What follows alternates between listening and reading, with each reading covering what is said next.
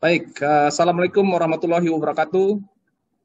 Selamat siang, para pemirsa webinar Perpamsi. Salam solidaritas dan salam sehat untuk kita semua. Hari ini kita kembali menyelenggarakan webinar seri teknik sistem penyediaan air minum dengan judul Otomasi berbasis IT, dasar untuk kendali dan smart water monitoring. Pemirsa webinar sekalian, dalam era industri 4.0 ini, sistem penyediaan air minum juga menikmati kemudahan dalam proses digitalisasi dan otomasi. Tren otomasi sekarang menuju ke kontrol berbasis PC untuk mendukung konektivitas secara vertikal dan horizontal, serta meningkatkan kemampuan kontrol untuk PLC SCADA, sebuah instalasi pengolahan air minum.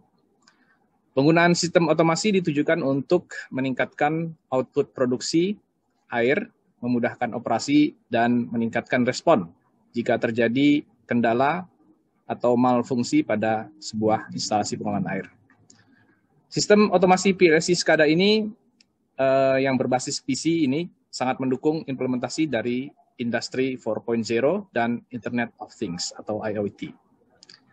Webinar kita hari ini bekerja sama dengan anggota luar biasa Perpamsi, yaitu PT Daun Biru Engineering, yang didukung oleh Beckhoff Automation Indonesia. Sudah hadir bersama kita pembicara dari Beckhoff Automation Indonesia, yaitu yang pertama Bapak Michael Mulyadi, Account Manager, kemudian Bapak Evan Audrian, Application Engineer, dan Ibu Gabriel Glenda, Application Engineer. Sebelum kita masuk ke sesi webinar, kita akan mendengarkan dulu satu pengantar yang akan disampaikan oleh Bapak Richard M. Sinaga, Direktur Marketing dan Sales PT Daun Biru Engineering. Untuk itu kami mohon kepada Pak Richard. Silakan Pak. Baik, terima kasih Pak. Saya mengucapkan selamat siang kepada rekan-rekan semua. Secara khusus kami ucapkan terima kasih kepada Perpamsi telah memberikan kesempatan pada webinar pada siang ini. Dari sejak 2005, Daun Biru telah berusaha dengan baik membantu para pelanggan untuk meningkatkan kinerja, efektivitas kinerja aset masing-masing. Nah, di era industri 4.0 ini, di mana kita tetap berusaha memberikan kontribusi yang positif pada klien, termasuk perusahaan umum daerah air minum, untuk meningkatkan kinerja asetnya. Bersama dengan Beckhoff Automation, kami juga berusaha memberikan solusi-solusi yang menjawab kebutuhan masing-masing perusahaan, terutama di solusi perusahaan daerah air minum, agar dapat meningkatkan efektivitas dan efisiensi kinerjanya. Mungkin tanpa banyak panjang lebar lagi, rekan-rekan semua akan dapat bisa mendengarkan secara langsung paparan dari Beckhoff bagaimana kami bekerja sama dengan Beckhoff bisa memberikan solusi untuk bisa menjawab kebutuhan sistem pengadaan air minum. Itu aja dari kami. Terima kasih, Pak. Baik, terima kasih Pak Richard. Rekan-rekan pemirsa webinar Perpamsi, langsung saja kita masuk ke sesi presentasi materi yang akan disampaikan oleh Bapak Michael. Kami silakan, Pak.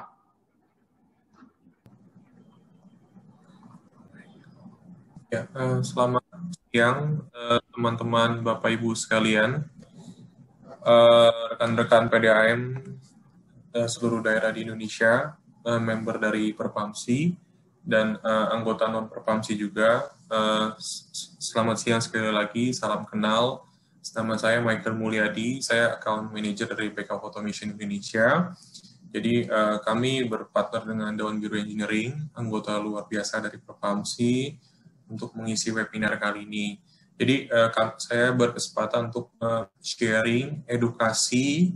Topik yang saya bawakan adalah Water 4.0, digitalisasi dan otomatisasi pengolahan air. bisa air bersih, air minum, maupun air limbah, wastewater. Nah, mungkin sedikit tentang saya. Jadi, walaupun saya berasal dari back automation, jadi saya mencoba membawakan ini segeneral mungkin. Jadi, untuk mengedukasi Bapak Ibu sekalian, mengapa di sebuah instalasi pengolahan air bersih, air limbah, kita butuh PLC SCADA. Jadi, efisiensi apa saja yang kita bisa kejar untuk instalasi yang sudah ada, intensifikasi. Ya, jadi sedikit tentang saya. Jadi saya sudah 5 tahun di back of automation. Dulunya saya di technical, sekarang saya pindah ke sales, ke account manager. Sebelum di back of automation, saya bekerja di perusahaan Prancis di Jakarta, namanya Operto Technologies, sebagai software developer. Dan saya lulusan universitas lokal swasta di Jakarta, Universitas Tarumanegara. Ya, ini yang di sebelah kanan, Bapak Ibu sekalian, adalah konteks saya. Jadi jika ada ketemu barang back off atau mau konsultasi, Bapak mungkin bisa consider untuk kontak. Ya, jadi ada beberapa agenda yang akan saya bawakan. First adalah latar belakang, ya, mengapa kita butuh PLC SCADA. Jadi masalah apa sih yang membutuhkan PLC SCADA?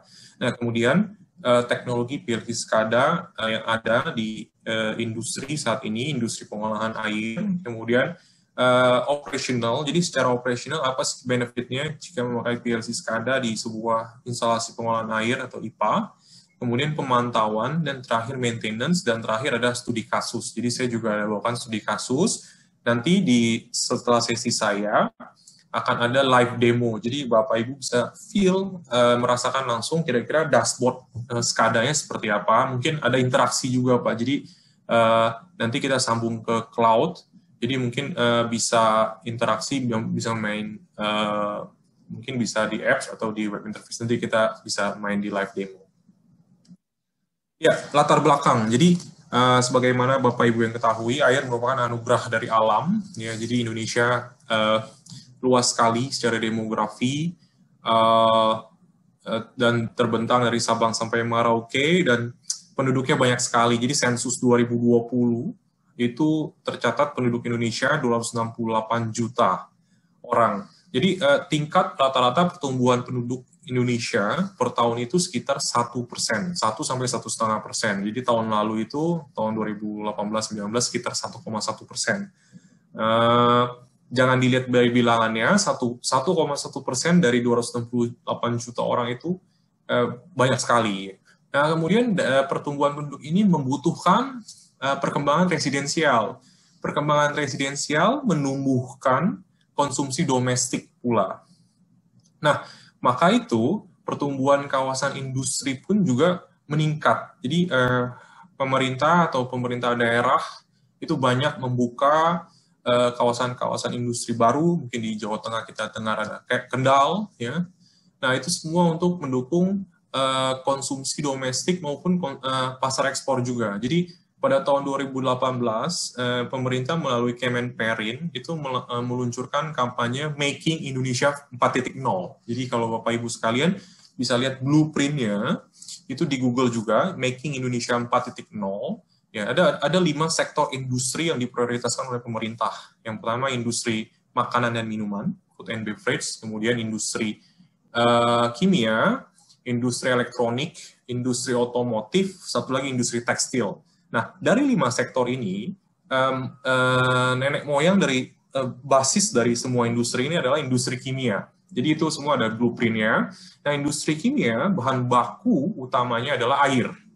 Nah, jadi perkembangannya, jadi kita harus bisa supply juga bahan baku air untuk industri-industri ini. Nah, target dari Making Indonesia 4.0 ini adalah pada tahun 2030, Indonesia harus bisa menjadi 10 besar kekuatan ekonomi dunia. Dan ditargetkan 10% dari PDB Indonesia itu adalah ekspor.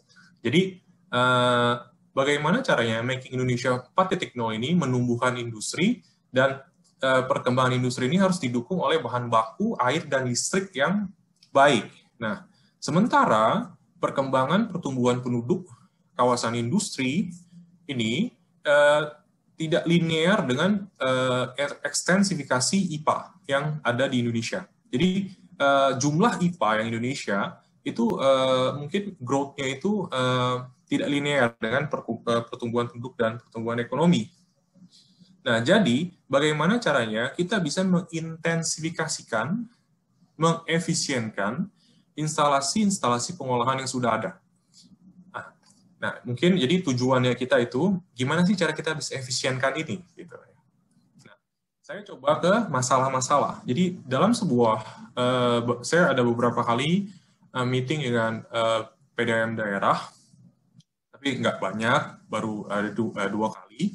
Jadi saya coba mengidentifikasi masalah apa saja sih masalah yang kita temukan dalam sebuah instalasi pengolahan. Yang pertama adalah demografi area instalasi pengolahan. Jadi seringkali panel-panel kontrol di sebuah instalasi itu terletak di outdoor. Kan ada beberapa daerah yang saya temukan panel kontrolnya bersebelahan dengan kuburan misalnya gitu ya. Jadi karena dia terletak outdoor, jadi selain misalnya ada cuaca hujan, jadi operator-operator itu kadang-kadang kesulitan, atau bahkan ketika tengah malam misalnya, kesulitan untuk mengoperasikan kontrol panel-panel kontrol yang terletak di outdoor tersebut. Ya. Kemudian masalah data, pencatatan.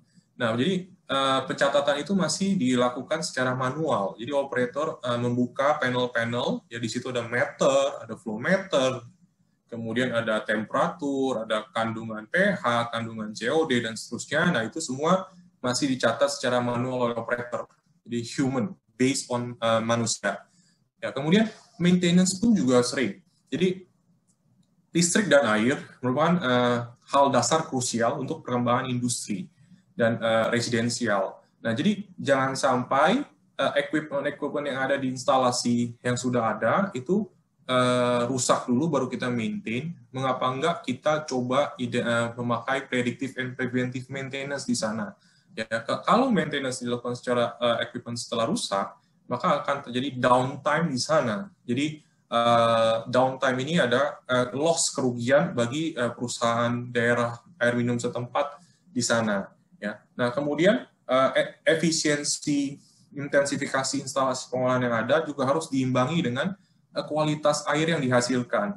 Jadi kita harus tetap pantau terus real time parameter, ya, value-nya berapa dari kualitas air yang dihasilkan. Nah, kemudian di pipingnya juga mungkin ada piping yang sudah berusia tua. Ya, kita bisa masalahnya yang kita sering dengar juga terjadi kebocoran di piping sehingga output air yang dihasilkan itu tidak sesuai dengan hitungan. Ya. Nah, kemudian operasi secara manual berhubungan dengan hal yang pertama, ya. Jadi masih panel-panel kontrolnya terletak di outdoor dan tidak ada sinkronisasi antar proses. Seperti itu. Maka dari masalah ini kita butuhkan SCADA dan PLC untuk mengatasi masalah-masalah ini. Ya, nah sekarang di teknologi PLC SCADA, jadi untuk PLC sekarang mengarah ke embedded PC, Bapak Ibu sekalian. Embedded PC itu adalah jadi PLC yang memiliki operating system. Dalam hal ini operating systemnya adalah Windows. Nah, embedded PC ini adalah bisa Bapak Ibu sekalian taruh di well sumur atau di stasiun-stasiun pompa atau di bak penampungan, water towers, ya. Kemudian di sludge treatment, ya, mungkin saya bisa point out. Oke. Ya, kemudian di clarification, biological cleaning, jadi untuk proses kimiawinya. Ya, nah, jadi sebuah embedded PC ini sudah bisa terkonek dengan beberapa macam protokol-protokol komunikasi. Jadi kunci dari 4.0, jadi Internet of Things, Industry 4.0 itu kita juga bisa terapkan di water. Ya. Nah, kunci sebenarnya industri 4.0 atau IoT, kuncinya itu adalah di komunikasi. Ya, komunikasinya itu bukan hanya secara vertikal. Mungkin orang sering salah kira industri 4.0 atau IoT itu hanya vertical communication. Tapi ternyata tidak. Jadi kami nanti akan bawakan satu contoh kasus studi di luar negeri, di Jerman, itu yang komunikasinya horizontal antar IPA. Nah, komunikasinya apa saja yang lazim diterapkan di SCADA di sebuah pengolahan air, ya. Biasanya ada yang standar itu Modbus, ya, untuk baca ke metering. Modbus sekarang perkembangannya sudah Modbus TCP, dulu mungkin masih Modbus serial, Modbus RTU. Kemudian ada yang classical, ada serial 232, 422, dan 485. Ya, untuk ke SCADA-nya, sekarang banyak bermain di protokol komunikasi OPC UA. Ya. Kemudian standar IEC 104, 101, jadi yang carries timestamp. Jadi maksudnya carries timestamp itu apa? Jadi misalnya terjadi sebuah event malfungsi equipment di bawah, jadi kita tahu sebenarnya terjadinya itu kapan sih? Terjadinya itu kita ada recordnya. Ada recordnya, polanya gimana, dan kita bisa analisis itu.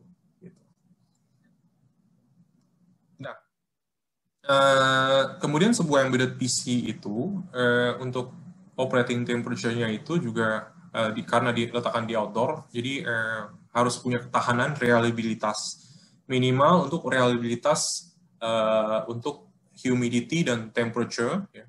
Jadi kalau yang standard operating itu di minus 25 sampai plus 65 itu standar industri, ya. Jadi bukan cuman back of automation. Ya, kemudian untuk I/O-nya, digital input, digital output, input analog output, dan communication I/O-nya itu modular. Jadi Bapak Ibu bisa sesuaikan dengan point list. Jadi Bapak mau berapa sih setiap control panel itu yang harus dipakai untuk I/O list-nya, dan itu expandable. Jadi suatu saat Bapak mau nambah I/O list, Bapak bisa tambah I/O-nya aja. Gitu. Ya. Nah, I/O ini nanti akan disambung ke sensor sama aktuator. Ya, sensor seperti apa? Bisa sensor temperatur, sensor humidity, sensor pH, sensor COD, sensor amoniak, macam-macam. Ya, sensor debit, flow meter, dan seterusnya. Nah, kemudian untuk aktuator biasanya untuk di pengolahan air disambung ke pompa melalui inverter biasanya, kemudian valve motorized valve.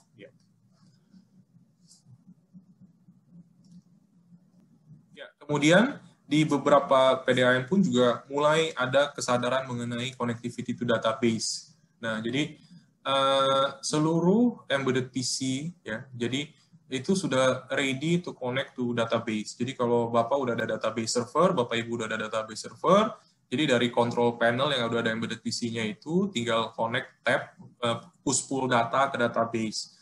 Ada macam-macam database yang disupport, ya, yang paling populer itu Microsoft SQL, ataupun MySQL, ataupun jika ingin di-connect ke database server third party lainnya, itu juga ready to connect. Jadi karena dia semua udah TCP/IP base. Jadi kita tahu untuk historian, untuk data dan seterusnya. Jadi untuk digitalisasi pencatatan behavior dari sebuah equipment yang ada misalnya, ataupun outputnya kita ada database-nya juga. Jadi kalau kita butuh data, kita bisa trace itu. Nah, kemudian untuk bermain di industri 4.0 dan IoT di untuk water 4.0, jadi controller sekarang yang embedded PC, ya. Jadi sekedar info, mungkin sedikit intermezzo. Jadi PLC sendiri itu diciptakan pada tahun 1970 oleh perusahaan namanya Modicon. Modicon sekarang sudah dibeli oleh Schneider. Ya. Jadi udah lama sekali. Jadi PLC itu masih bermain di industri 3.0. Ya, connectivity-nya masih kurang. Nah, sekarang di industri 4.0, jadi industri 4.0 sendiri adalah kampanye pemerintah Jerman pada tahun 2010, di mana caranya mengefisiensi produksi. Jadi tujuan dari industri 4.0 atau water 4.0 itu adalah meningkatkan rasio produksi dari sebuah factory atau instalasi dengan biaya produksi. Jadi sebenarnya tujuannya itu. Nah, untuk bermain di sana, kita butuh koneksi yang baik ke server, ya bisa on-premise server lokal yang ada di kantor pusat PDAM misalnya, ataupun yang ada di cloud. Nah, untuk protokol IoT-nya pun juga sudah ready. IoT protokol yang populer di industri atau di market saat ini adalah MQTT dan HTTP/REST. MQTT mengapa populer? Karena dia hanya membutuhkan daya yang sangat kecil. Jadi untuk remote station yang berada di outdoor biasanya classical pakai MQTT. HTTP/REST banyak disukai oleh orang-orang IT. Nah, ini adalah contoh gambar ya. Untuk posisi lokasi pun juga bisa disinkronisasi dengan misalnya web interface atau apps. Kemudian ada notifikasinya. Notifikasinya gambar kanan bawah. Ya, kanan bawah itu contoh SMS notification. Ya, kemudian di operasional. Ya, jadi tadi perkenalan teknologi PLC dan SCADA. Nah, PLC SCADA itu secara fitur kita bisa main pertama di operasional. Ya, jadi saya coba summary proses operasi sebuah instalasi pengolahan air. Ya. Jadi rata-rata identik, yaitu proses pertama adalah intake, kemudian proses kedua adalah flokulasi, kemudian sedimentasi, filtrasi, dosing, dan debit. Ya. Nah, masing-masing itu kita pasangin sebuah panel kontrol, panel PLC atau embedded PC lah ya. Nah, panel kontrol itu opsional, kita juga bisa pasangin sebuah HMI. Jadi ketika misalnya SCADA-nya down di ruang kontrol, jadi kalau Bapak Ibu sekalian lihat ada server, nah, jadi server itu terletak di ruang kontrol, jadi kalau servernya down, jadi tetap bisa akses di HMI di panel tersebut. Nah,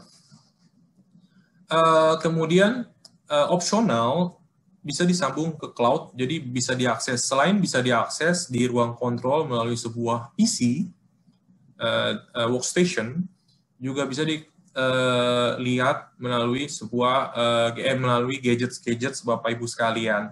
Jadi mungkin bisa dimonitor juga dari, kalau Bapak Ibu nggak berada di inside instalasi, misalnya bahkan di rumah pun kita juga bisa lihat gitu ya. Nah, kemudian untuk perkembangan kontrolnya sendiri, kita juga bisa main di resep manajemen resep. Jadi misalnya kita mau air tipe A, air tipe B, kaporitnya berapa, kemudian senyawa-senyawa kimia yang dicampurkan berapa, formulanya. Nah, itu semua bisa otomatisasi mengarah ke sana juga. Kemudian untuk data logging, jadi output air yang dihasilkan, kemudian jika terjadi malfungsi dari equipment yang ada, bahkan kita mungkin sekarang trennya itu kita bisa mengarah ke aset manajemen. Jadi misalnya Bapak Ibu beli equipment di instalasinya itu tertracing, jadi belinya kapan, oleh siapa. Nah, kemudian kalau motor-motor kita bisa tahu, misalnya motor-motor running hours-nya misalnya 50.000 running hours. Jadi ketika misalnya running hours-nya 49.999, itu kasih notifikasi ke operator-operator instalasi, motor ini hati-hati sudah mau masuk kategori maintenance misalnya gitu. Jadi mengurangi potensi-potensi downtime yang ada sehingga kita bisa melayani konsumen dengan baik. Nah, ini adalah contoh dashboard operasinya.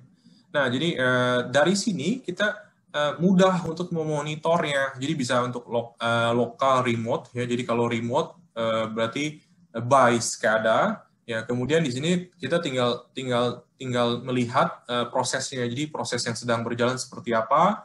Kemudian jika ada indikasi-indikasinya pun di setiap proses pun ditampilkan. Untuk dashboardnya juga sudah eye-catching. Jadi untuk SCADA sekarang itu sangat memudahkan untuk operator-operator yang baru memulai untuk dunia otomasi. Kira-kira seperti itu.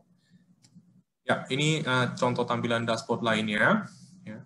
Jadi ada beberapa PDAM daerah yang sudah kita mulai lakukan untuk otomatisasi. Ya, ini kalau tadi di overview dari prosesnya. Nah, kalau ini adalah contoh page lembaran untuk pengaturan setting, misalnya set point, kemudian lamanya washing, kemudian beberapa indikasi-indikasi yang kita bisa atur secara manual untuk pengaturan.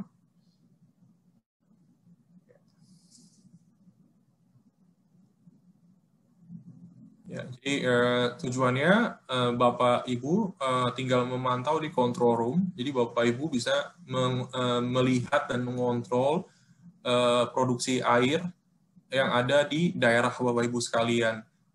Untuk koneksinya pun juga tidak harus kabel, jadi bisa wireless juga. Jadi bisa by GSM modem. Jadi setiap control panel ke server SCADA-nya, ataupun dengan fiber optik kalau misalnya udah ada jaringan fiber optik, ya, atau wireless LAN juga boleh.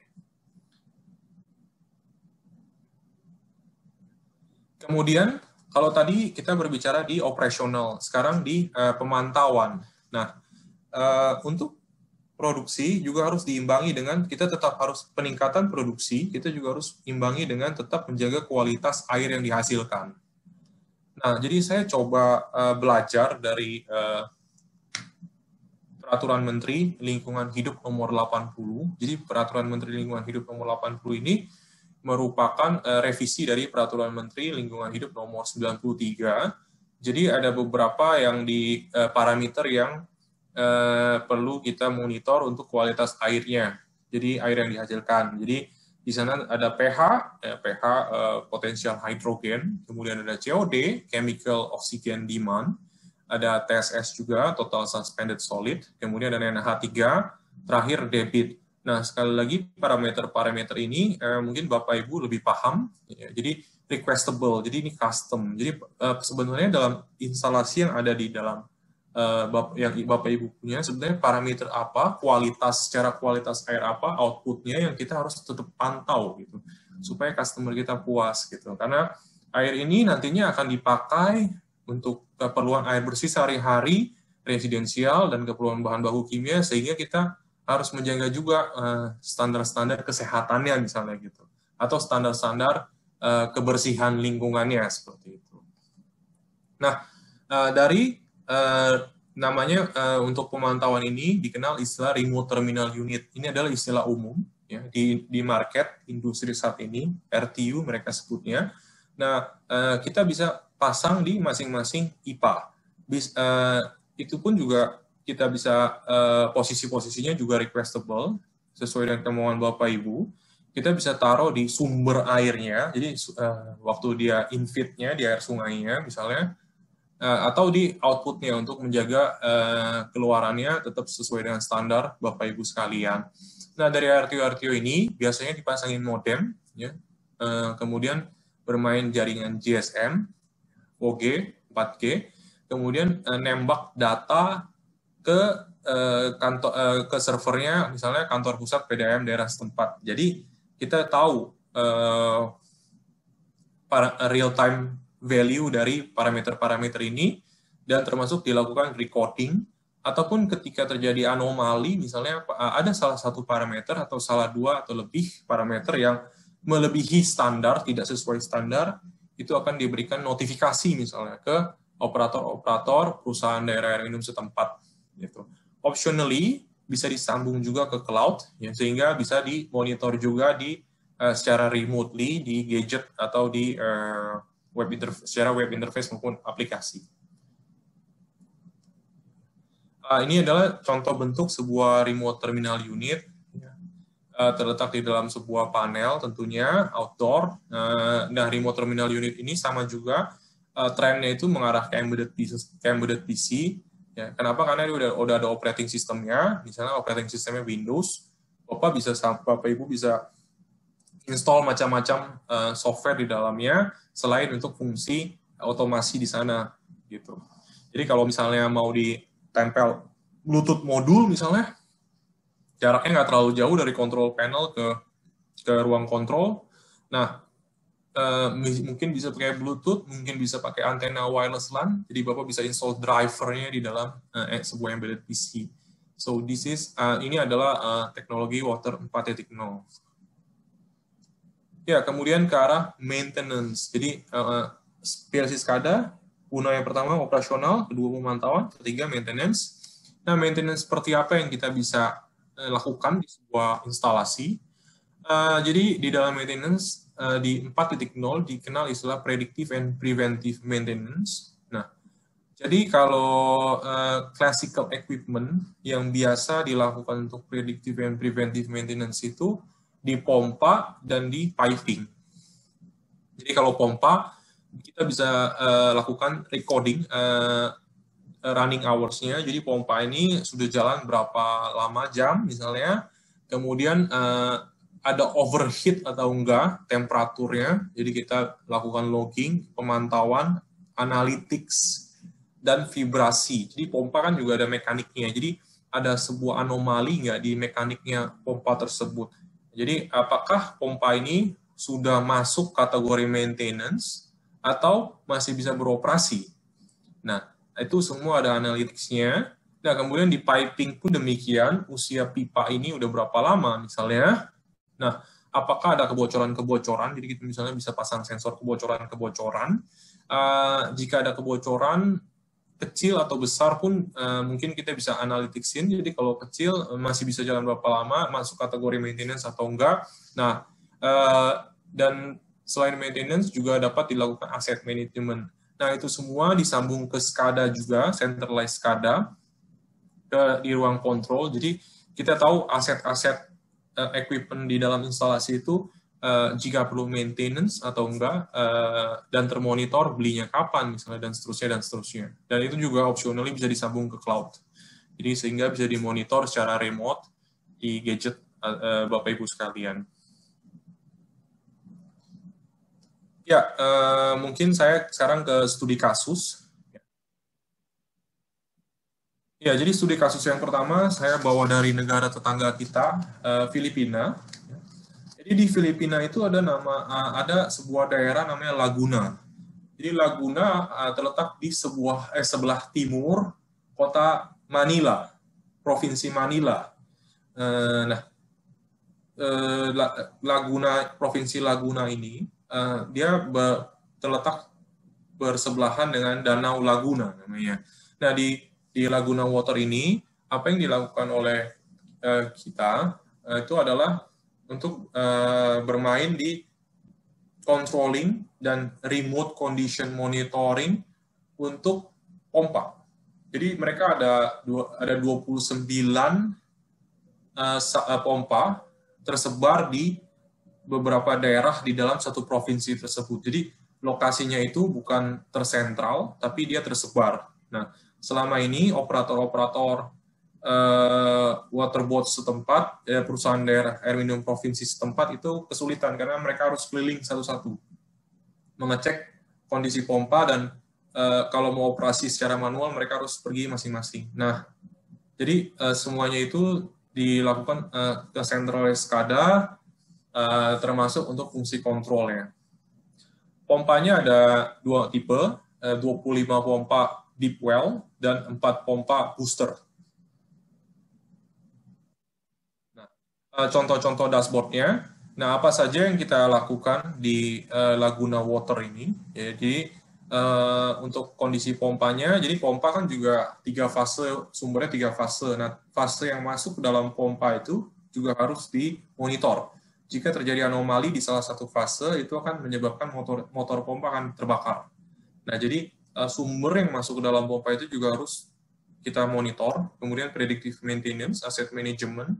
Ya, kemudian decrease of number of manpower of operators. Jadi operators yang ada kita kembangkan untuk lebih ke arah intensifikasi ke IT-nya misalnya. Jadi kita train dan seterusnya. Ya, kemudian jadi centralized SCADA. Nah, contoh-contoh dashboard-nya, nanti saya ada videonya di slide saya selanjutnya. Ya, ini video dashboard-nya. Jadi kira-kira dashboard di PDAM di Laguna sana seperti ini. Dan ini live, tapi yang video ini belum live, belum disambung ke servernya. Jadi supaya saya cepetin sedikit. Di sini kita lihat ada 25 deep well, kemudian ada 4 industrial booster pump. Nah, ini 4 booster pumpnya. Dan ini semua kita bisa bikin live. Jadi walaupun kita berada di Indonesia, kita bisa tetap lihat kalau kita tahu. Nah, di video ini menunjukkan, jadi sebuah pompa, kita bisa monitor, selain controlling local remote-nya, ya, kita memonitor running hours-nya, kemudian temperaturnya. Ya. Ini ada VFD-nya juga, atau kadang-kadang orang bilang VSD-nya juga. Jadi speed-nya pun juga demikian. Nah, selisih speed-nya itu, jadi biasanya VFD atau VSD itu hanya main di 2 speed, kalau nggak 0 Hz atau 50 Hz. Nah, sebenarnya kita juga bisa main di PID-nya. Nah, selisih speed-nya itu, kita bisa main efisiensi. Maksud efisiensi ini adalah power saving. Misalnya, konsumsi daya sebuah pompa di speed 50 Hz itu pasti lebih besar dibandingkan dengan konsumsi daya pompa di 30 Hz misalnya. Seperti itu kira-kira.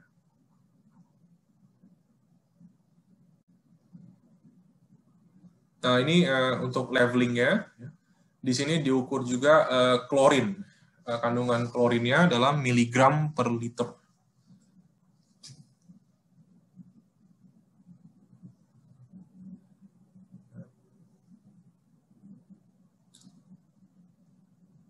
Saya coba cepetin lagi sedikit supaya nggak boring. Nah, di sini diukur juga vibration-nya. Jadi vibration analysis, jadi ada apakah berapa desibel standar yang di-accept, diterima, dan berapa desibel yang tidak dikategorikan sebagai maintenance.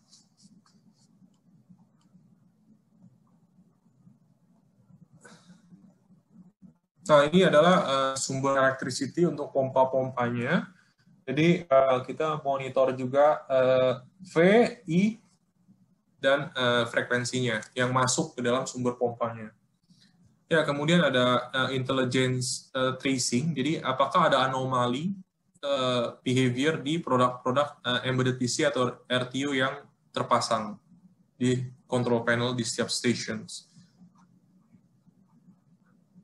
Nah, itu yang di Laguna Water. Nah, selain Laguna Water, juga terpasang di Provinsi Manila, di Filipina. Nah, di Manila ini kita main di distribusi. Jadi distribusi selain di pemantauan operational motorized valve, ya, kemudian juga main di pemantauan kualitas airnya. Ini lebih banyak ke arah piping di seluruh provinsi di Manila tersebar juga.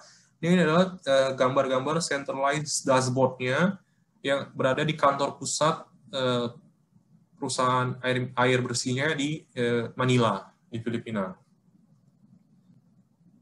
Ya, next, terakhir studi kasus dari saya, yaitu di Jerman. Ya. Jadi, ini adalah salah satu, mungkin ada lagi, tapi sejauh ini studi banding kami mungkin dapat menyebutkan salah satu instalasi pengolahan air minum yang mengadopsi industri 4.0 atau water 4.0 paling awal di dunia. Dan ini jadi di Jerman itu ada sebuah provinsi namanya Vogtland. Jadi provinsi Vogtland ini terdiri dari beberapa wilayah. Salah satu wilayah itu Bavaria.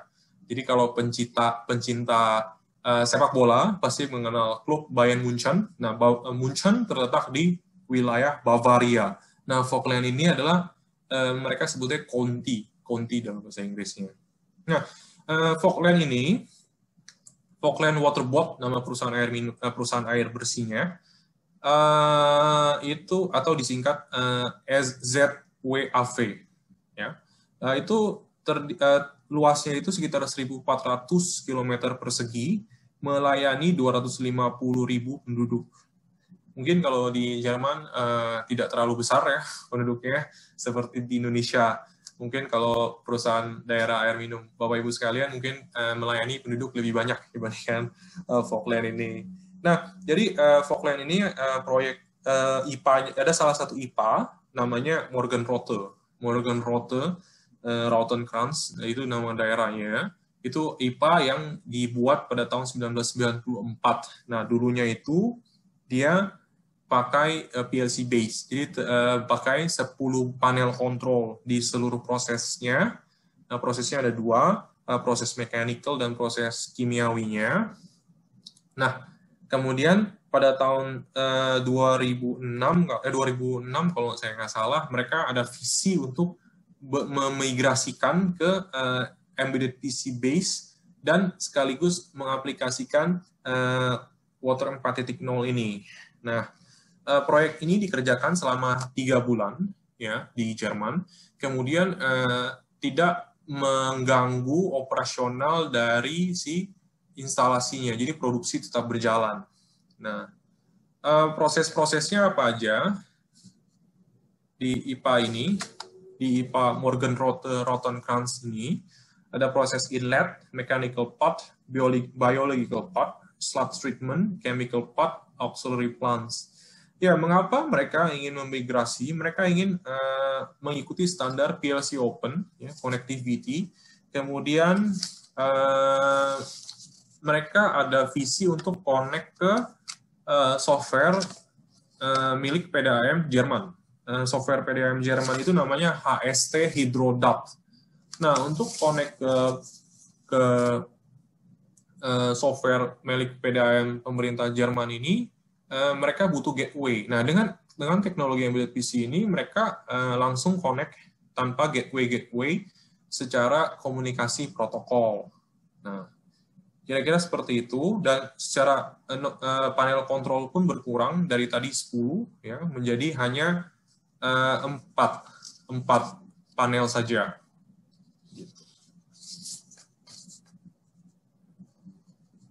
Nah, kemudian pada tahun 2018 ya, jadi tadi di retrofit IPA-nya, IPA Morgan Rothkranz itu.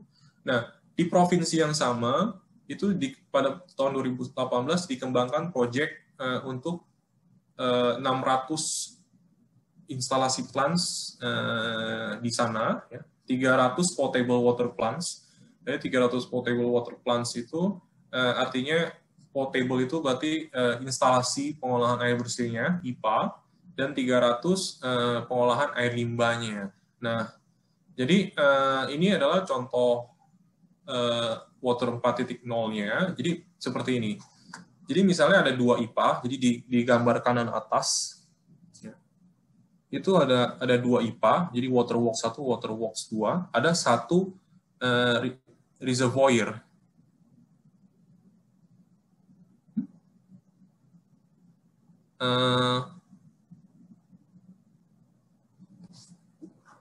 Ada coretan. Ya, nah, jadi misalnya terjadi masalah di IPA 1, quality problems in fresh waters, jadi ada kualitas outputs-nya. Nah, ini dia memberi notifikasi ke IPA 2, jadi biar IPA 2 yang berjalan saja untuk memenuhi air di reservoir yang satu reservoir ini. Nah, kalau misalnya reservoir ini levelnya rich, maka dia IPA 1 akan stop memproduksi air untuk ke reservoir pertama. Nah, sisi skadanya hanya memantau saja. Jadi uniqueness-nya IPA 1 dan IPA 2 ini bisa saling ngobrol misalnya. Jadi dia bisa kasih tahu misalnya IPA 1 ada IPA 2, wah, saya lagi ada masalah nih. Jadi IPA 2 tolong take over. Jadi kira-kira seperti itu. Ya, mungkin itu saja sesi saya. Selanjutnya akan diteruskan oleh live demonstration. Jadi dashboard demonstration dari Pak Evan. Oke, terima kasih Pak Michael. Ya, baik, saya akan melanjutkan sedikit mengenai demo dari pengaplikasian kontrol berbasis PC pada water treatment plant. Saya share screen saya sebentar.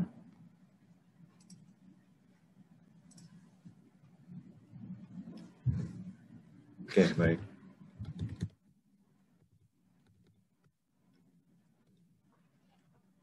Ya, jadi saat ini saya akan membagikan mengenai pengaplikasian dari sistem otomasi di sebuah water treatment plant. Sebelumnya perkenalkan diri dulu, nama saya Evan Audrian, saya Application Engineer dari Beckhoff Indonesia. Nanti di demo saya ini juga saya akan dibantu oleh kolega saya, oleh Gabriel. Nanti kami berdua akan menampilkan demo pengaplikasian sistem otomasi di Smart Water Treatment Plan. Baik, oke, di Water Treatment Plan adalah suatu proses yang bisa saya katakan unik sekali. Mengapa? Ya, sebuah water treatment plan. Ya, oke. Ya, sebuah water treatment plan ini harus mampu mengeluarkan output yang selalu konstan. Jadi apapun inputnya bervariasi. Di sini saya gambarkan terkadang inputnya besar, terkadang inputnya kecil. Lalu kualitas airnya dari kandungan-kandungan airnya selalu berubah-ubah.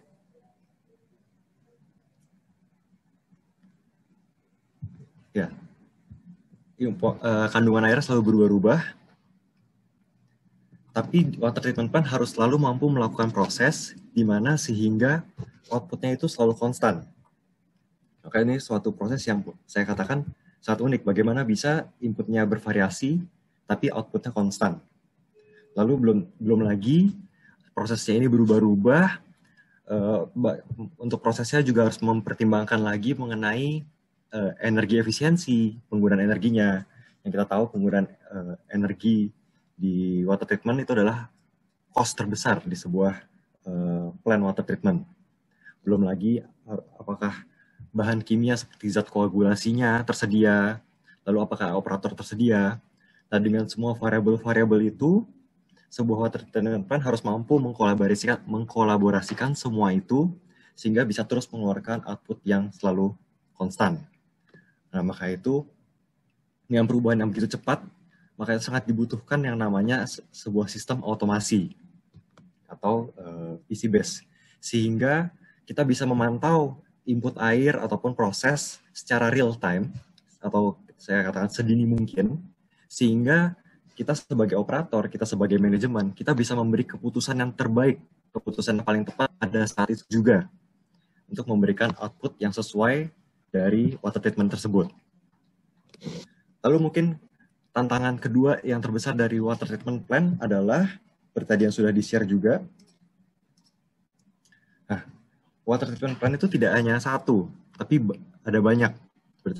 Seperti tadi Pak Michael jelaskan di Manila ada IPA 1, IPA 2.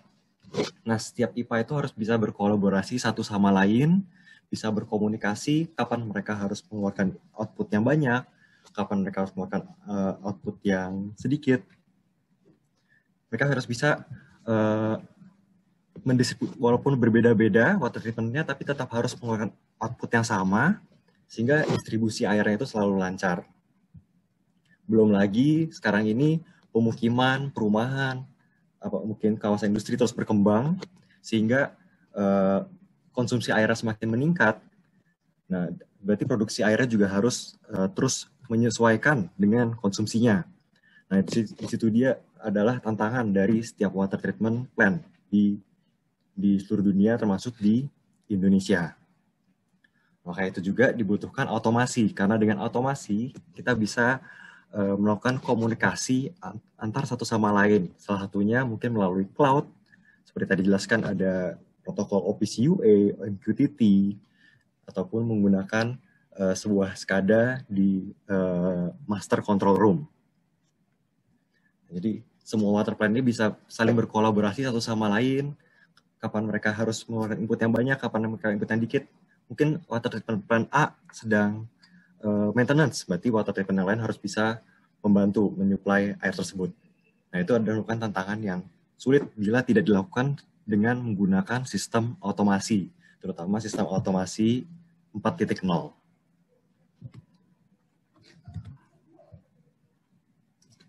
Itulah mengapa kita sangat membutuhkan yang namanya sistem kontrol, terutama sistem kontrol berbasis PC. Dari situ kita bisa, dengan menerapkan sistem kontrol yang berbasis PC ini, dari situ baru kita bisa melakukan controlling dan monitoring dari water treatment plan. Kalau kita tidak melakukan pengukuran secara otomatis, tidak ada data yang masuk, kita tidak bisa mulai melakukan otomasi. Nah, bagaimana sih pengaplikasian arsitektur otomasi di water treatment plan? Nah, ini gambaran umum dari sebuah arsitektur automation. Jadi kalau lihat di sini, mungkin di sini ada pump atau pompa-pompa motor di PDAM, lalu ada valve-nya, pipa-pipanya, lalu mungkin di sana ada banyak sensor-sensor, banyak metering, mungkin banyak juga energy monitoring, penggunaan mengukur penggunaan daya listrik. Nah, semua data-data ini supaya kita bisa mengautomatisasikannya, kita harus mengkolaborasikan semua itu ke dalam sebuah PC controller. Semua dikoneksikan ke dalam sebuah PC. Nah, di PC inilah yang akan melakukan komputasi. Mungkin dia akan melihat sensornya, oh airnya sudah penuh, berarti harus buka gerbang 1. Tangkinya sudah kosong, berarti pompanya harus dinyalakan. Tangkinya sudah kepenuhan, berarti nyalakan valve.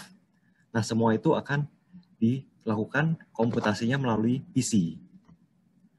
Nah, dengan PC, kita bisa mendapatkan output yang konstan dan semuanya terkomputasi. Mengapa? Karena operator tidak perlu terus-menerus melakukan perhitungan. Jadi inputnya berapa harus dihitung dulu, outputnya berapa baru dimasukkan ke dalam sistem kontrolnya. Tidak. Dalam sistem kontrol berbasis PC, semua itu bisa dilakukan secara otomatis. Jadi katakanlah input airnya dibilang misalnya, oh kejernihannya yang kali ini lebih keruh. Berarti dari sistem PC ini akan dapat data dari sensornya, oh kejernihan airnya berkurang, turbiditasnya meningkat. Berarti kita harus masukkan zat koagulasi yang lebih banyak. Nah, seperti itu akan dilakukan oleh si PC controller ini. Nah, lalu untuk mengkolaborasikannya dengan satu sama lain, dengan WTP yang lain, atau mungkin dengan suatu sistem pusat, kita bisa mengkomunikasikannya melalui cloud. Melalui sebuah PC lain, kita melalui cloud. Cloud ini jadi melalui internet. Jadi dari internet kita bisa komunikasi antara sama lain. Oh, hari ini WTP saya akan melakukan maintenance. Berarti di WTP lain bisa menyesuaikan output yang mereka berikan. Lalu dari PC yang sama juga, kita bisa memberikan tampilan melihat proses secara keseluruhan. Jadi, kita bisa lihat bagaimana sih sekarang water treatment plant saya itu sistemnya seperti apa, seberapa besar efisiensi yang saya lakukan, seberapa besar air yang saya keluarkan dari daya yang saya gunakan. Apakah saya sudah efisien atau jangan-jangan saya ada keborosan. Semua itu bisa dilacak, diproses dari database atau pengumpulan data. Nah, dari situ kita bisa melakukan analisa lebih lanjut sehingga kita bisa membuat sebuah water treatment plant yang efisien. Nah, inilah adalah satu contoh PC-based control di water treatment plant. Lalu, kita tidak hanya sampai di situ saja. Kalau Bapak Ibu menggunakan produk kami, Beckhoff, kami memberikan keunggulan lebih dari arsitektur otomasi tersebut. Mengapa? Saya akan jelaskan. Keunggulan yang pertama dari sistem otomasi kita adalah kita menggunakan sistem yang namanya modular I/O. Jadi modular input dan output. Semuanya itu termodul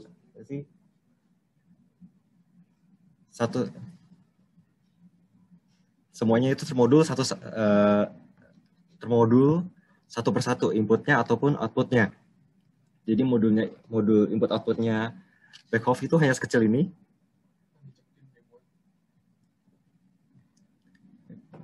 Jadi inputnya hanya sekecil ini.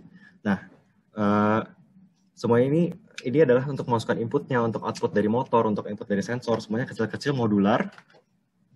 Lalu katakanlah sekarang di PDAM Bapak Ibu, sekarang lihat, oh saya ada pump, saya ada valve. Berarti saya butuh berapa modul? Ya kita tinggal tambahkan saja modulnya. Satu ke depannya, oh saya tambah sensor. Oh, berarti kita tambah lagi sensornya. Nah, terus juga melihat perkembangannya lagi, oh ternyata pemukimannya semakin besar. Berarti saya harus menambah pompa, menambah tangki. Tidak masalah. Tinggal tambahkan saja pompanya, lalu I/O-nya akan menyesuaikan. Jadi kita fleksibel berdasarkan sistemnya Bapak Ibu semua.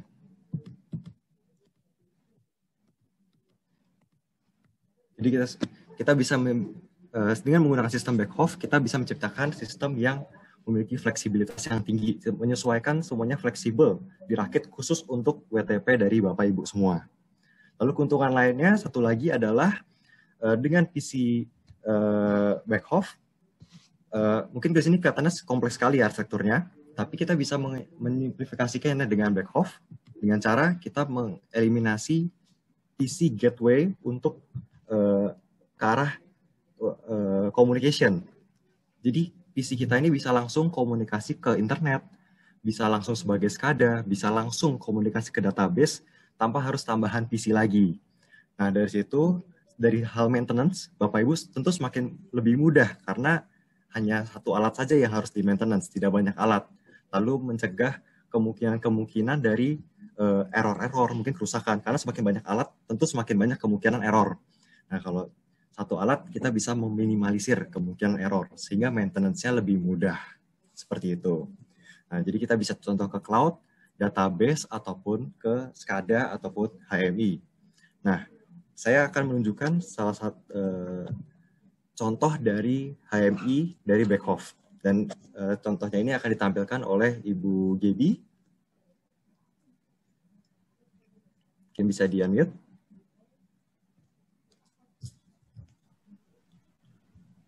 Ya, baik. Ya, terima kasih Pak Evan. Perkenalkan, selamat siang Bapak Ibu sekalian. Nama saya Gabriel Blenda dan hari ini saya akan mendemokan tampilan HMI yang dapat digunakan oleh Bapak Ibu sekalian. Jadi coba saya share screen terlebih dahulu.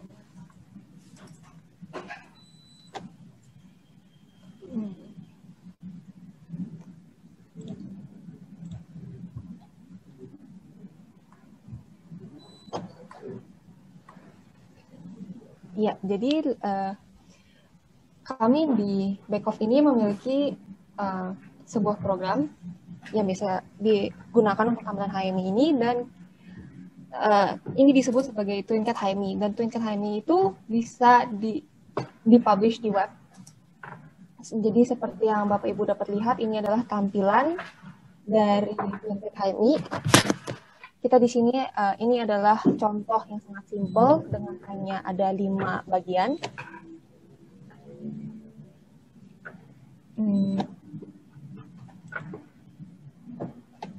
Ya, jadi kayak di sini contohnya hanya ada monitor, ketinggian air, dan kecepatan para pump. Untuk bagian water level ini, kita menggunakan sebuah fitur yang disebut sebagai historian. Dan historian ini adalah sebuah fitur di mana data-data yang terekam dapat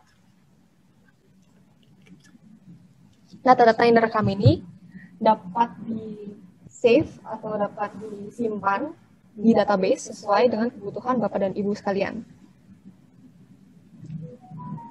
Dan selanjutnya ada tampilan contoh untuk pengukuran kecepatan pump 1 dan pump 2 atau sesuai kebutuhan Bapak Ibu. Selanjutnya kami juga ada data grid ini bisa digunakan sebagai list untuk tas-tas yang akan dilakukan atau setelah dilakukan oleh para operator di plant. Dan yang terakhir kita memiliki sebuah fitur yang bernama Event Logger. Dan Event Logger ini berguna untuk memonitor para komponen-komponen yang digunakan untuk memberitahu atau memberi informasi apakah komponen tersebut memiliki alarm atau ada masalah atau apa, semua akan terekam dalam fitur ini yang disebut sebagai Event Logger. Jadi tampilan Twincat HMI ini bisa dibilang sangat modern dan gampang digunakan, dan juga tampilannya sangat modis, jadi kelihatan enak dilihat. Ya, jadi itu adalah satu contoh tampilan dari HMI atau kita sebutannya adalah Human Machine Interface untuk kita memonitor efisiensi dari water treatment plant kita. Dari situ kita bisa tahu, kita bisa lihat data-datanya secara real time. Nah, kita bisa dari data-data real time itu baru bisa kita olah menjadi suatu hal yang lebih bermanfaat. Seperti berarti kita butuh menambahkan zat tertentu atau mungkin kita berarti butuh mengembangkan WTP tertentu. Nah, awal mulanya adalah kita harus bisa mengambil data secara otomatis dan kita berharap dari Beckhoff, dari IO, dari produk-produk Beckhoff, kami bisa membantu WTP Bapak Ibu untuk mengaplikasikan sistem otomasi ini di WTP Bapak Ibu masing-masing. Mungkin ya sekian presentasi saya. Saya kembalikan lagi. Baik, terima kasih Pak Michael, Pak Evan, dan Ibu Gaby. Rekan-rekan sekalian, pemirsa webinar Perpamsi, kita segera memasuki sesi tanya-jawab. Ini sudah banyak sekali pertanyaan yang masuk di chat, dan kami coba bacakan secara bergantian ya. Dari Pak Kasianto, dari Perumdam Bintang Bano, kemudian dari Muhammad Hendro Setiawan, dari Atalia Elvareta, dari Ilham Ramadan, Langsa, kemudian Agus Wahyudi, Siskawati, dari PT PV Indonesia, kemudian dari Denny Zeze, dan ada beberapa orang yang sudah raise hand. Ya, nanti kita akan coba berikan kesempatan bertanya langsung. Ada Pak Gigih Yuli Asmara, kemudian Pak Hari Sundana, dan Pak Brion K. Sudarman. Kami bacakan dulu ya pertanyaan untuk Beckhoff Indonesia yang diajukan melalui chat. Ya, dari Pak Kasianto, Perumdam Bintang Bano, tahapan apa saja yang harus dilakukan untuk mengaplikasikannya di instalasi pengolahan di perusahaan kita, dan kisaran biaya yang diperlukan untuk mengaplikasikannya untuk sebuah instalasi pengolahan air dengan kapasitas 50 liter per detik. Silakan mungkin Pak Michael dijawab mungkin secara singkat dan jelas. Iya, silakan. Terima kasih pertanyaannya. Mungkin kita harus tahu mulai dari equipment mana dulu, Pak. Jadi tadi ada sebuah proses, ada intake, kemudian flokulasi, sedimentasi, kemudian ada reservoir juga. Nah, kita harus tahu mau mulai dari proses yang mana dulu. Jadi menurut Bapak sekarang di instalasi Bapak ada kendala di mana? Nah, kita bisa mulai dari sana. Kemudian di proses itu ada equipment apa aja, gimana yang equipment yang paling kritikal itu kita bisa mulai dari mana. Biasanya kita bisa mulai dari pompa, kira-kira seperti itu. Kira-kira dari pompa kita buat controllingnya, automatic controlling, sinkronisasi misalnya, kemudian dari sana kita tampilin satu dashboard dulu Pak. Nanti kalau udah satu proses, Bapak ada budget lagi, kita beralih ke proses kedua, proses ketiga, akhirnya seluruh proses akan terotomatisasi. Kira-kira seperti itu. Ya. Kalau mengenai kisaran biaya gimana Pak untuk mengaplikasikan di IPA dengan kapasitas 50 liter per detik? Sebenarnya setiap Pak berbeda-beda sih Pak. Jadi tergantung jumlah equipment-nya gitu ya. Jadi walaupun prosesnya identik, tapi jumlah equipment-nya itu berbeda. Jadi misalnya ada booster pump-nya berapa, kemudian motorized valve-nya berapa, kita lihat instrumennya pun juga udah ready to tap tuh untuk kontrol panel. Misalnya valve-nya masih manual valve, nah mau nggak mau kita harus upgrade dulu ke motorized valve untuk ditarik jadi 0 volt analog output. Nah itu jadi kalau biaya tergantung sih Pak, mungkin kita mesti survei dulu equipment-nya ready untuk di tap kontrol atau enggak. Ya, baik, mungkin kalau soal biaya bisa kontak langsung ke PT Daun Biru Engineering dan belum bisa dijawab dalam webinar ini. Ya. Kita ke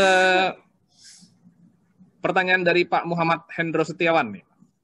Untuk data hasil pengamatan parameter kualitas air, apakah bisa disetting secara real time guna keperluan pengamatannya? Gimana Pak Michael? Ya, secara real time bisa, secara periodically bisa, atau secara event bisa, Pak. Tapi perlu diingat, Pak, untuk yang periodically itu kan semakin detail, semakin kecil periodically-nya, maka akan memakan data rate lebih banyak. Jadi kan itu biasanya akan di remote outdoor ya, paket data lah ya. Jadi istilahnya semakin Bapak recordingnya semakin kecil, maka akan cepat pakai data yang habis gitu, Pak. Jadi ada opsi-opsi, Pak. Bisa periodically atau bisa event doang gitu. Ya. Baik, Pak Michael. Kemudian pertanyaan ketiga dari Atalia Elvareta. Mengapa proses penyulingan air masih melalui air tawar dan air tanah? Kenapa tidak menggunakan air laut? Apakah biaya untuk penyulingannya terlalu besar atau karena mesinnya belum bisa menyaringnya? Ini mungkin kurang relevan ya pertanyaannya. Ini mengenai sumber ini, sumber air. Gimana Pak? Mau ditanggapi? Silakan. Mungkin saya kan orang kontrol, Pak. Nanti saya mungkin takut tidak valid jawabnya, Baik, Pak. Pak. Ya, kita skip pertanyaan ini. Kemudian dari Pak Ilham Ramadan, PDM Tirta Kemuning Langsa di Aceh ini. Dalam hal kini kita bermain dengan data dalam jumlah besar ya, big data. Jadi apakah infrastruktur server juga harus pihak perusahaan yang menyediakan? Ini pertanyaannya. Dari PDM Langsa, Pak. Ya, baiknya server dari PDM setempat yang menyediakan, Pak. Mengapa? Karena biasanya server itu perlu proteksi, Pak. Takutnya kalau kita taruh di public server atau di public cloud server, itu proteksinya tidak terjaga untuk security access-nya. Nah, jadi baik dari PDM-nya yang menyediakan, istilahnya intranet-nya dari PDM tempat yang menyediakan. Oke. Baik, terima kasih Pak Michael. Sementara kita panggil dulu yang ingin bertanya secara langsung. Yang pertama adalah Pak Gigih Yuli Asmara dari Perumda Tugu Tirta, Kota Malang. Silakan Pak Gigih. Terima kasih Pak. Jelas Pak, suara saya Pak. Ya silakan. Pak, terima kasih Pak. Untuk teman-teman dan guru, mungkin suaranya Pak Gigih kurang masuk. Jelas Pak suaranya Pak? Ya, oke. Pertanyaannya mungkin kebutuhan SDM yang dibutuhkan posisi teknologi ini seperti apa, spesifikasinya seperti apa, yang menerapkan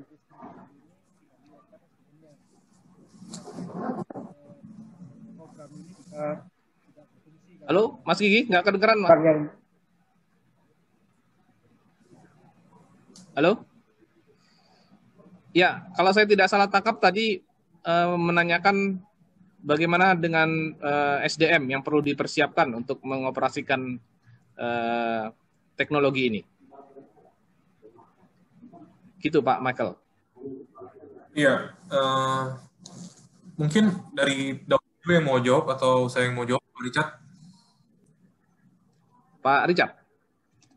Boleh, Pak Richard. Kalau saya mungkin bagiannya Pak Richard. Ya, silakan Pak Richard. Baik, terima kasih. Ini Pak Michael pinter nih ngelesnya nih ya. Mungkin Pak Richard udah kenal Malang, Pak. Ya, oke. Pak Gigi, kalau masalah SDM tentu saja memang harus dipersiapkan ya. Terutama yang memiliki latar belakang atau mungkin pengetahuan tentang masalah IT. Itu tetap diutamakan. Masalah IT, electromechanical, nah itu perlu dipersiapkan juga. Karena tidak mungkin orang yang murni tidak mengerti masalah elektromekanikal dan IT untuk mengoperasikan alat ini. Jadi memang bukan hanya sistemnya saja yang dipersiapkan, tapi SDM yang akan mengoperasikannya juga perlu di-training untuk bisa melakukan atau mengoperasikan sistem ini dengan baik. Kalau tidak, ya saya khawatir nanti sistemnya akan ada malfunction atau akibat kesalahan pengoperasian. Mungkin itu aja, Pak Gigi. Ya, baik, terima kasih Pak Richard, kami undang Pak Hari Sundana nih dari Perumda Air Minum Tirta Raharja Kabupaten Bandung. Beliau akan mengajukan pertanyaan secara langsung. Silakan Pak Hari. Terima kasih Pak Dwike. Terdengar Pak, jelas? Jelas sekali Pak. Oke Pak Dwike, terima kasih. Salam tukang ledeng buat semua. Ya, mungkin sedikit saja Pak mengenai tadi sudah disampaikan oleh Pak Michael mengenai otomasi smart water berbasis PC ya. Nah, di sini memang tadi dijelaskan bahwa kalau kita lihat dari awal, mungkin saya juga agak terlambat sedikit. Cuma tadi sempat kita menyimak bahwa semua implementasi ataupun kebutuhan itu memang sudah hampir tercover Pak ya. Di rasa-rasanya ini kebutuhannya sudah mumpuni untuk bisa diterapkan di instalasi-instalasi yang ada relatif di PDAM. Apalagi yang memang tadi disampaikan bahwa antara perubahan air baku menjadi air minum, air olahan itu sudah bisa direduksi ataupun hasilnya sudah bisa memuaskan. Mungkin pertanyaan sedikit buat kami, ini karena sistem otomasi ini nanti tentunya outputnya itu biasanya kami coba ingin melihat seberapa jauh harga pokok produksinya nih dari setiap instalasi itu, apakah bisa tergambarkan di dalam konsep yang Bapak sampaikan barusan. Pertama itu, yang kedua, ini teman-teman di PDAM ini sekarang sudah mulai banyak menggunakan sistem perpompaan yang sudah dilengkapi dengan PSD. Nah, biasanya PSD sendiri itu punya kelengkapan yang memang sudah banyak sekali data yang dikeluarkan dari displaynya ataupun dari outputnya dari PSD itu sendiri. Nah, apakah ini bisa kita komunikasikan? Kalau tidak salah tadi karena berupa PLC dan RTU juga, sehingga memungkinkan untuk secara menggunakan GSM bisa melakukan komunikasi dengan. Nah, itu apakah bisa dilakukan itu? Nah, yang ketiganya, ada beberapa di instalasi itu, mungkin saya juga tadi apakah sudah menyimak atau belum, ada yang namanya instrumentasi yang aktivitasnya dinamis, seperti yang sering mungkin teman-teman juga kita lakukan ialah mengenai pendosisan bahan kimia. Pendosisan bahan kimia atau koagulan ya, yang sering ini atau automatic dosing, apakah itu sudah bisa menggambarkan ataupun adjustment-nya sudah bisa disupervisi oleh PLC tersebut atau RT tersebut. Terima kasih, mungkin itu Pak Dwike. Salam buat semua, terima kasih Pak. Baik, silakan mungkin bisa ditanggapi Pak Michael atau rekan yang lain. Iya, jawabannya iya Pak. Jadi untuk koagulasi, untuk resep pencampuran senyawa kimia itu kita bisa lakukan auto dosing dari PLC ya. Tapi kita butuh feedback dari bawah. Jadi sensor-sensor kita perlukan parameter apa saja. Kemudian kita bikin, kalau di kontrol itu namanya PID. Pakai SCM sensor. Nah, kemudian untuk VSD betul Bapak yang sebut. Jadi VSD sekarang itu dia udah ada port komunikasi namanya Pak. Jadi paling sederhana itu komunikasi Modbus. Modbusnya ada 2, Modbus RTU atau TCP. Nah, dengan komunikasi itu kita bisa monitor parameter, seluruh parameter yang ada di VSD tersebut, ataupun kita bisa kontrolnya, Pak. Minimal kita bisa melakukan start-stop VSD, kemudian speed VSD, kemudian kondisi dari VSD-nya juga, Pak. Gitu. Jadi kita bisa lakukan sinkronisasi juga. Misalnya ada 3 pompa, dua run, 1 standby. Nah, misalnya kalau pompa pertama down, jadi pompa ketiga overtake. Nah, overtake itu sinkronisasinya itu pun kita juga bisa mainin, Pak. Mungkin kira-kira seperti itu sih, Pak. Dari PLC almost semua instrumentasi dan actuators rasanya sih bisa di-cover, Pak. Cuman mungkin kan kami dan Daun Biru mungkin orang kontrol, Pak ya. Jadi untuk prosesnya, misalnya pencampuran senyawa kimianya, sequence prosesnya seperti apa, mungkin kita harus minta feedback dari orang-orang yang memang mengerti air ya gitu, Pak, pengolah airnya gitu. Ya, kita langsung ke penanya berikutnya, Pak Brion K. Sudarman. Silakan, Pak. Terima kasih. Saya perkenalkan, nama Brion K. Sudarman,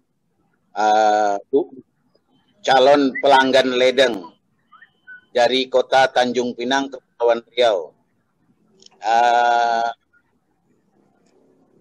Menyambung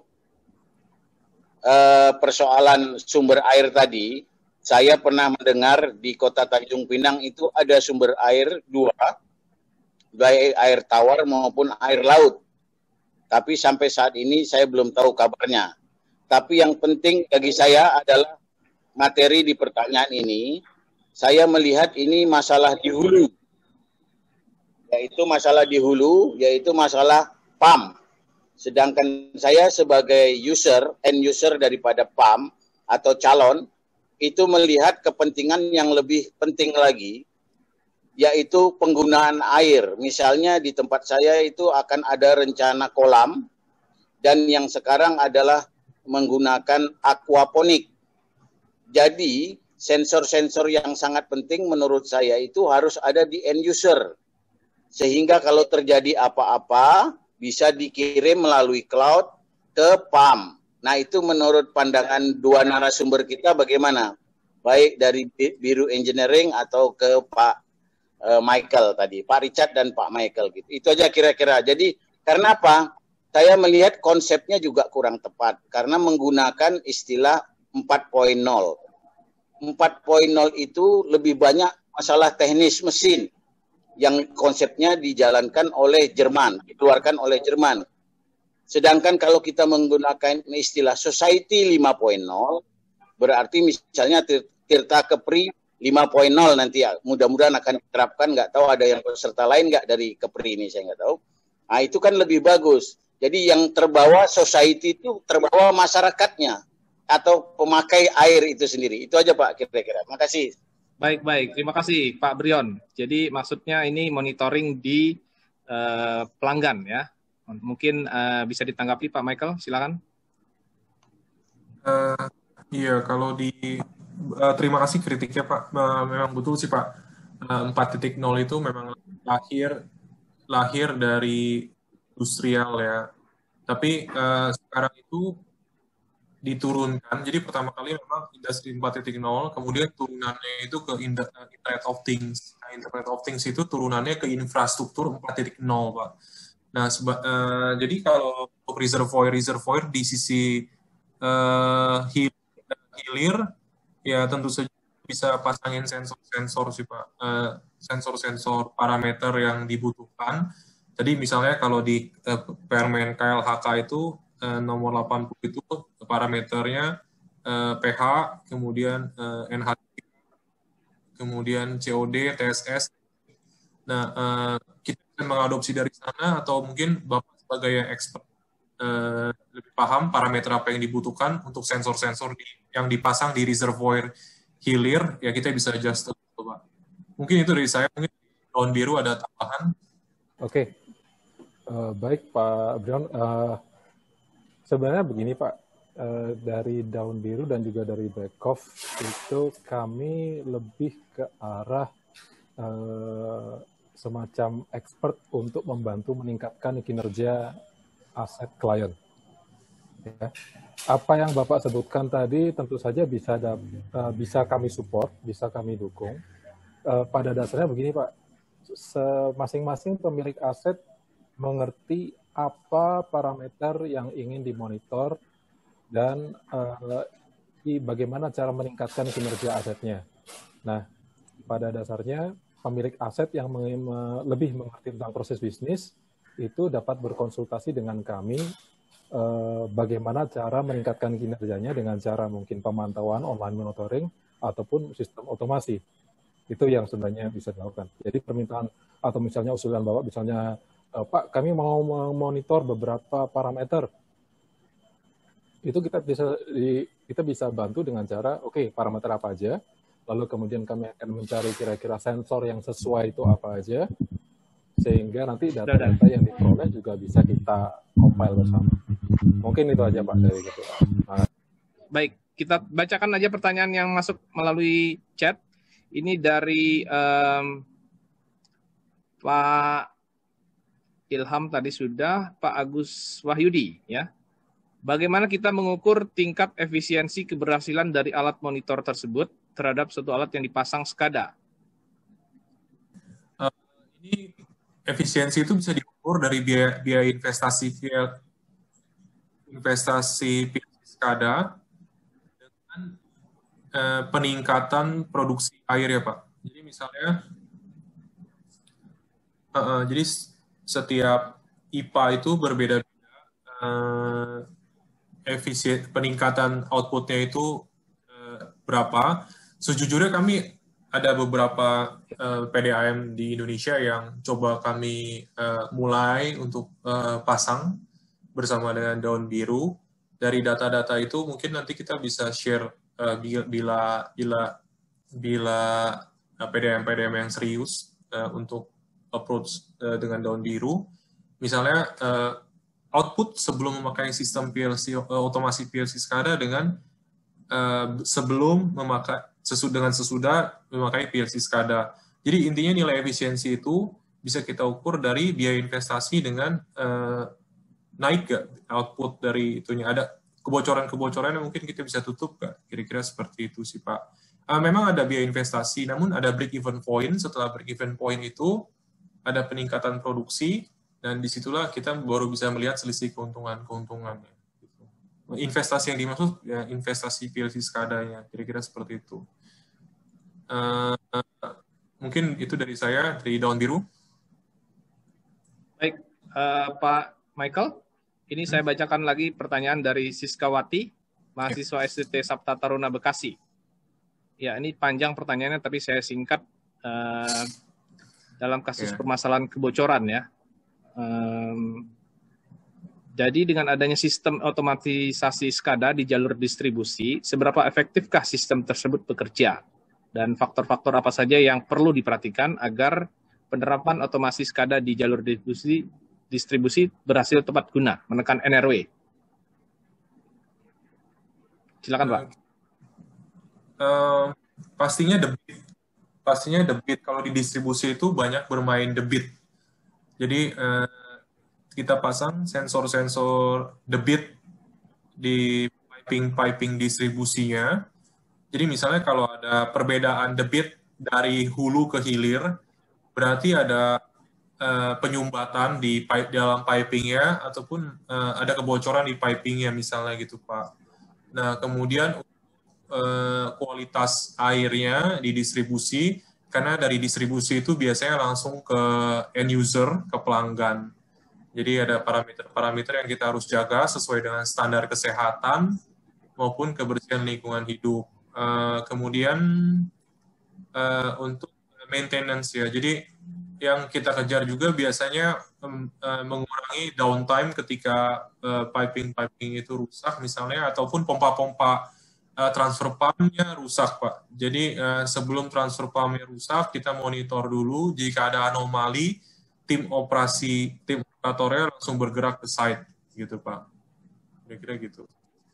Ya, Pak Michael, ini ada pertanyaan ringkas nih dari PT PV Indonesia.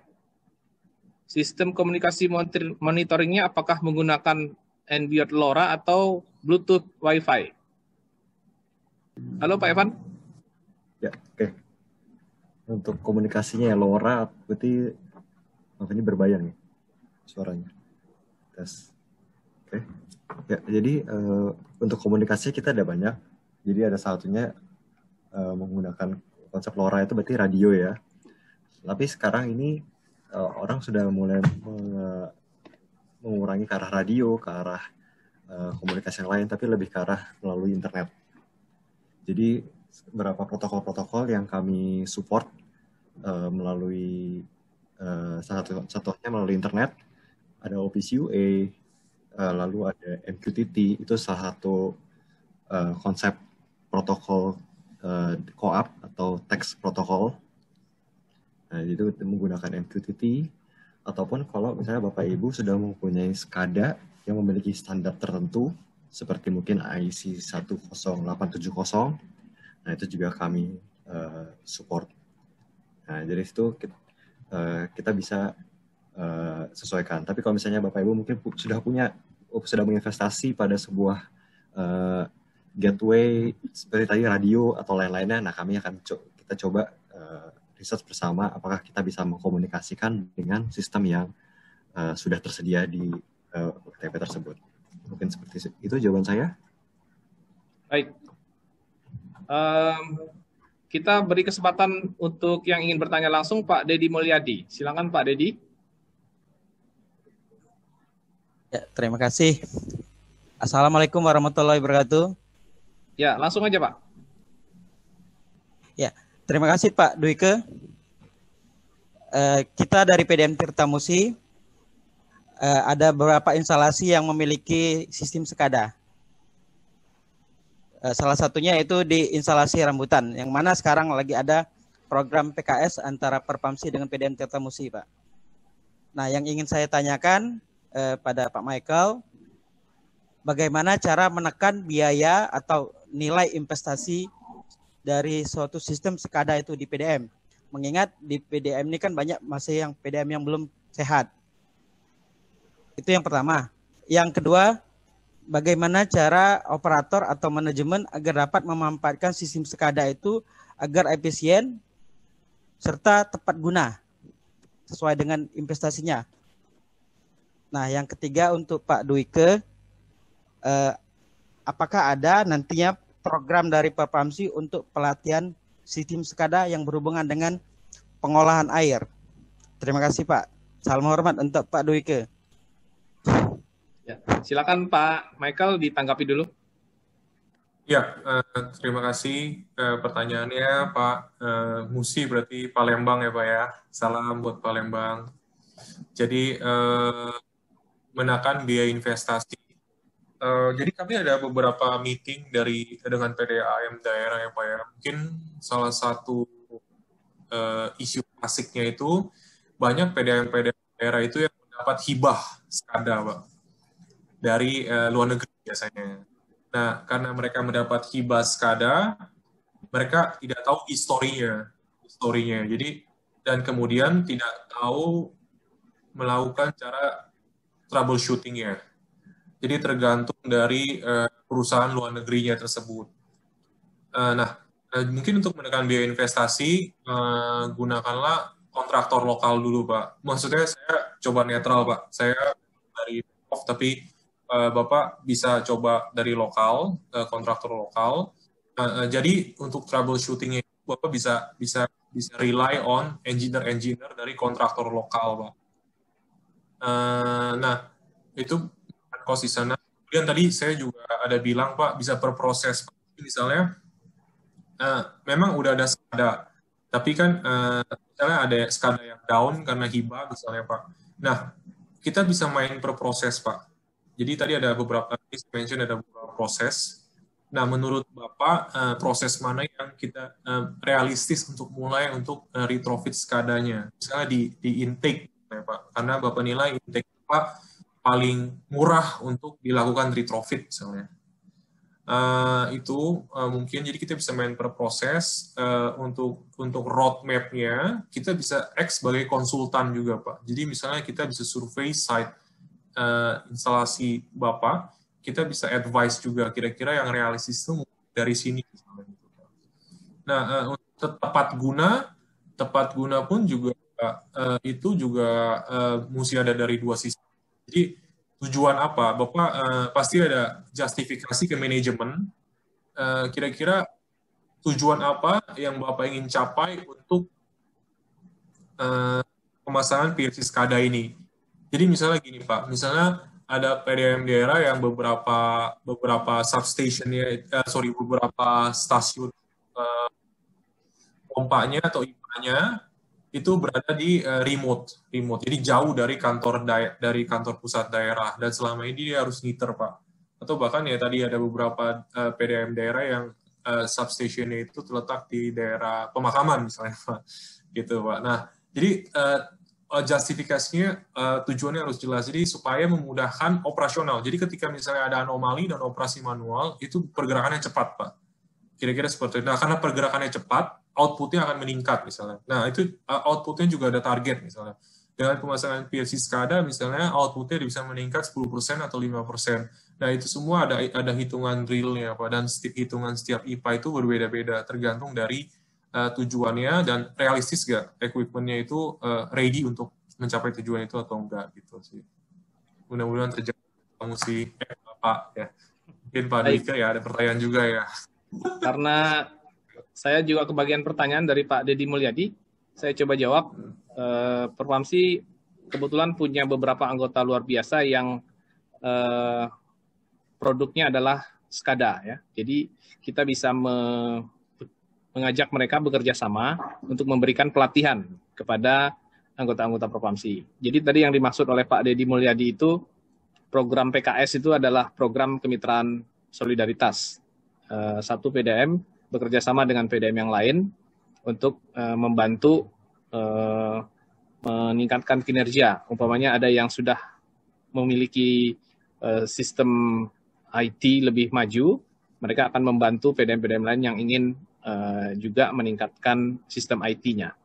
Jadi ini ada satu program dari Perpamsi, dan kita juga bisa melibatkan anggota luar biasa Perpamsi untuk mendukung program ini. Misalnya dengan memberikan training atau memperkenalkan teknologi dan inovasi-inovasi terbarunya dalam program ini.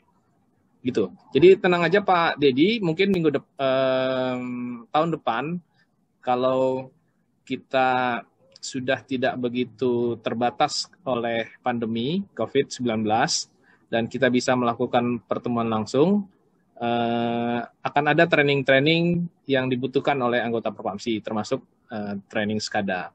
Tapi kalau seandainya pun belum bisa, kita akan coba melakukan training secara online. Dan saya rasa mungkin Daun Biru Engineering juga siap untuk membantu Perpamsi dan anggota kita ya. Baik, satu pertanyaan lanjutan nih dari Pak Ade Rahmat.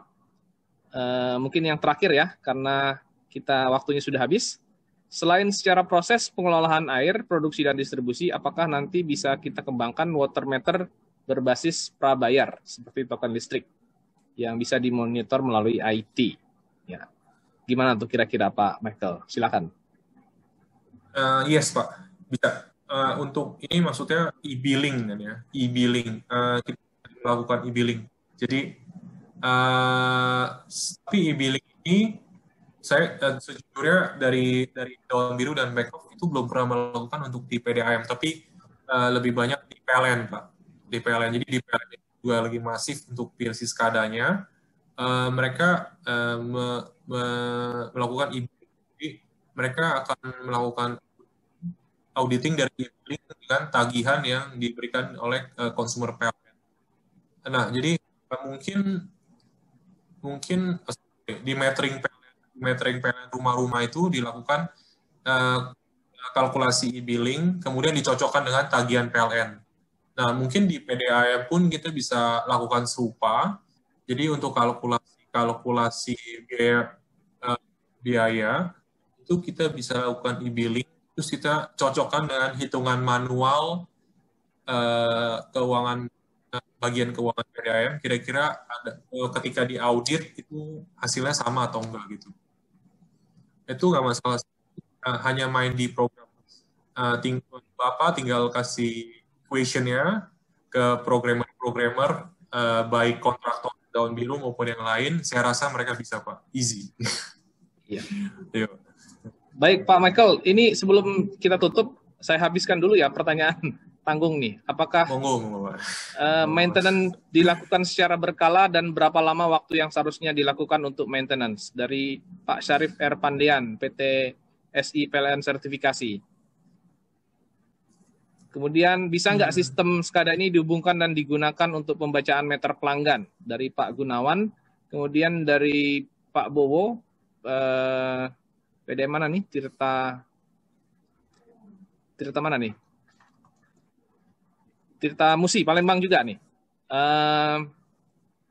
Estimasi maintenance yang dilakukan apakah biayanya cukup besar?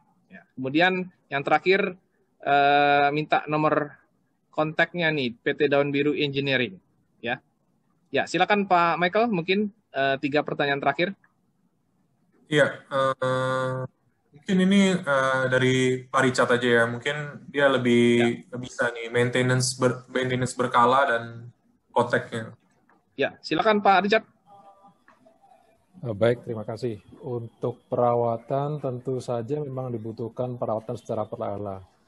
Tetapi untuk yang elektronik biasanya sih tidak mengalami hal-hal semacam yang mekanik seperti keausan atau mungkin hal-hal lainnya. Tetap kita bisa lakukan perawatan yang berkala, tapi lebih ke arah proses inspeksi saja. Ya, mungkin dari saya tambahan lagi, sistem otomasi ini adalah ya satu hal yang menurut saya cukup canggih ya, tetapi yang namanya sistem itu hanya sebagus atau sebaik orang-orang yang mengoperasikannya. Jadi dari rekan-rekan peserta atau pengikut webinar ini, fokusnya jangan hanya di sistemnya saja, tetapi SDM-nya memang juga perlu dipersiapkan. Seperti tadi yang ditanyakan oleh Pak Gigih dari PDAM Tugu Tirta Kota Malang, bahwa untuk mengoperasikan sistem SCADA yang cukup canggih, SDM-nya juga memang harus dipersiapkan agar tidak terjadi malfunction pada saat pengoperasiannya. Oke. Nah, untuk tindak lanjut dari misalnya ada Bapak atau Ibu yang membutuhkan konsultasi atau membutuhkan diskusi bagaimana cara meningkatkan kinerja atau efisiensi aset masing-masing, bisa menghubungi kami ya via email dahulu langsung agar dapat ditindaklanjuti oleh tim kami di sales@daunbiru.com. Mungkin nomor kontaknya bisa di-share di chat, Pak, oleh tim Daun Biru. Mungkin itu saja, saya bisa tulis juga mungkin ke mana di chat ya, kontaknya biar nanti bisa ditindaklanjuti oleh tim saya. Iya, baik. Baik, Bapak Ibu sekalian, kita sudah sampai pada akhir webinar. Untuk itu kami ucapkan terima kasih kepada PT Daun Biru Engineering, Pak Richard, dan Back of Automation Indonesia, Pak Michael, Pak Evan, dan Ibu Gaby atas presentasinya. Dan kami juga mohon maaf kepada peserta webinar yang pertanyaan-pertanyaannya belum bisa dijawab. Mungkin nanti bisa dikirim pertanyaannya melalui email ke PT Daun Biru Engineering. Dan kita tutup webinar kita pada hari ini. Terima kasih. Salam solidaritas untuk kita semua. Assalamualaikum warahmatullahi wabarakatuh. Terima kasih Pak Dwika. Terima kasih teman-teman. Salam.